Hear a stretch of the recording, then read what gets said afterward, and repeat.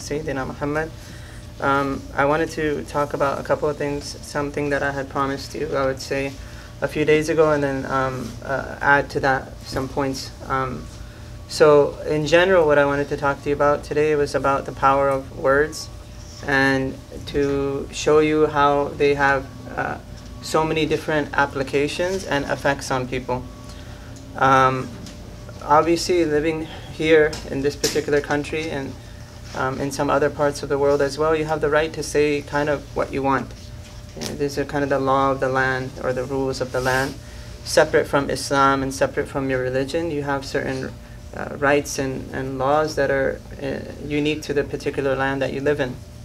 And so one of the things that you have among many other freedoms and rights here is the freedom of speech. And that includes saying wonderful, happy, pleasant, good things, and that also gives you the right in this country to say things that might be harmful, or mean, or insulting, or scary, right? And so you have that permission, right? But as a Muslim and as somebody who believes in Allah, and somebody who really, even if we remove Allah from the picture, just someone who believes in goodness, right? Someone who believes in being good and upright and kind and generous, just those qualities, right? You don't need Allah to remind you about those human qualities. So if you believe in those things, then you may have the right to do certain things, but you may not choose to do them because of those qualities that you believe in. And so for a Muslim, it's very important that your words and actions reflect those particular beliefs and values. Just because you have permission to do something doesn't mean that you choose to do it, right? And so you'll find that those of you who are older and paying attention to news and other things happening in society, that there are people who often choose to say very hurtful and harmful things, right? And as older students as well, that they have the right to do that, and they have the permission to do that, and there's nothing wrong for them to do that or illegal. But as a person who believes in these righteous qualities, and you're able to distinguish between what's good and what's not good, right? And those words have an effect. And for a Muslim, obviously you're the one who's speaking. If you are Muslim, then you choose those things that are good. But those who are listening, right, as well, you have to be able to receive things and put them in perspective, right? And so the point that I want to make to you right now is that understanding the impact of words. So there's been a lot of kind of rhetoric and discussion and debate and argumentation in the past couple of weeks about a variety of different things. And some of the words and some of the actions have been hurtful to some communities, right? And you have people who speak up, right? You have people in different ethnic groups, different cultures, different religious groups who are being offended and who have been offended, but this is nothing new, right? And so, a few weeks back, we made a couple of videos. One was for our students here, and really for all Muslim students, and one was for parents of Muslim students. And those two videos talked about how to, be a young person in challenging times, and then how to be a parent in challenging times as well. And so, we thought that there would be some benefit in it. We didn't know how much. I mean, it's not like we have 1,000 people that go to our website, or so many hits on our YouTube channel. We did it mostly for you and your parents.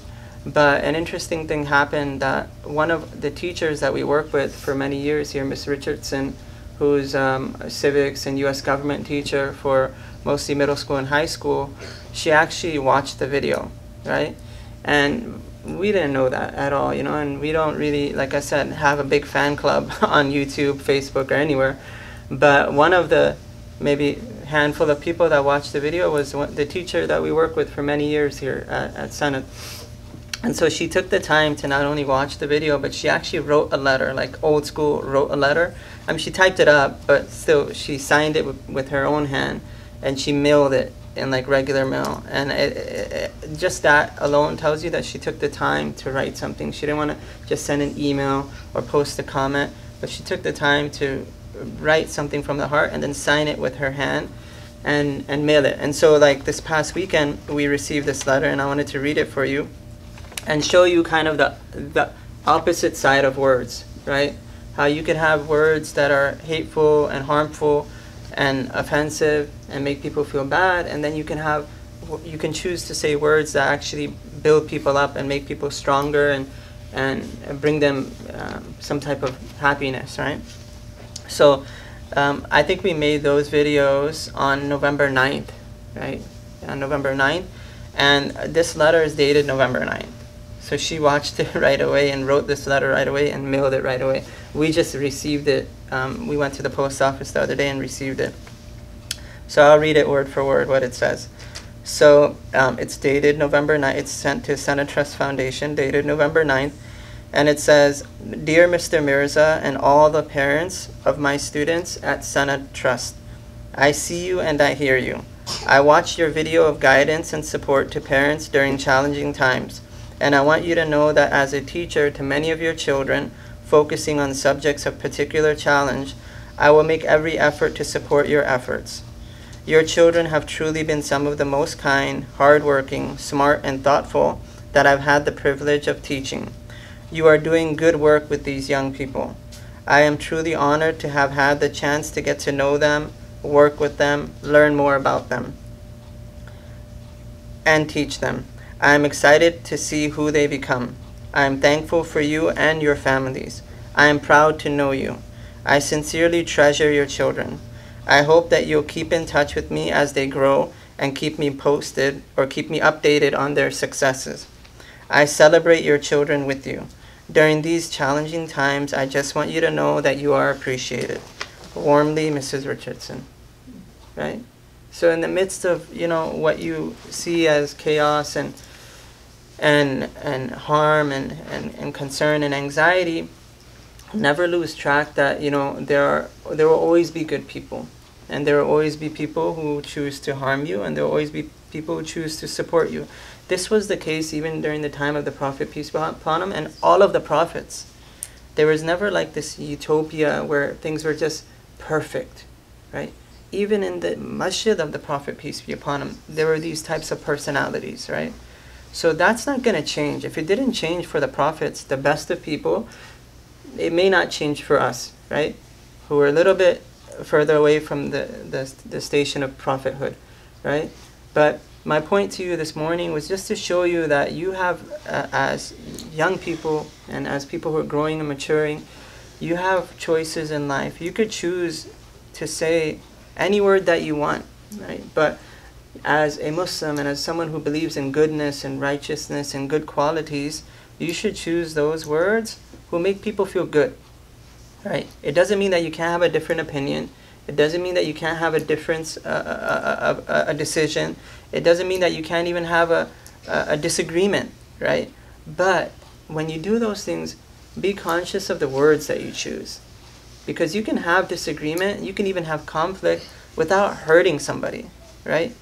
Without making a person feel bad, without making a person feel inferior, without making a person feel insignificant, right? You don't need to do that to prove your point, right? Because the point that you should make with your words always is that you're a good person, right? Even when you have differences of opinion. So I thought this was a good opportunity for you to see how, there are people who can say words that hurt you, and there are people who can say words that help you, right? And for you all, as young people growing up here, you should be very, very conscious of that. And choose words that make people feel good or make people understand your point without hurting them, harming them, insulting them, degrading them. One time the Prophet, peace be upon him, he told the Sahaba not to, in summary, the point was that to not do or say something that would insult your fathers. And they said, why would we ever do that? They showed a great deal of honor to their parents, and in particular to their fathers in that culture, that how could they even imagine doing something like that? Well, he said, don't say something to somebody else that's hurtful and insulting that causes them to insult your fathers and your forefathers, right? So you say something hurtful to somebody, and then they turn around and insult your fathers and your forefathers, your previous generations, right? So that's how you can affect your own families. That's how you can affect your own community, is by being hateful in your speech that causes people to say things hateful to you, right? So I thought this was excellent. I'm going to share it with your parents as well. I've shared it with some other people. I want to write her a letter back, right? Choosing good words as well. And I want to maybe even get some of you guys to input, especially some of her students, to add to the letter and go write her back. And maybe, you know, you have a life-changing effect on one person, right? And if you can do that in your life, just positively affect one person, then that's a big thing. That's a big thing, right? That's how even the prophets worked. Like when they began their teaching and their da'wah, they just went to one person first, you know? And in the case of the Prophet, peace be upon him, he went to his wife, right? So that's how things start. So just choose to be good, choose good words, and choose to have a good effect on people, even if it's just one person.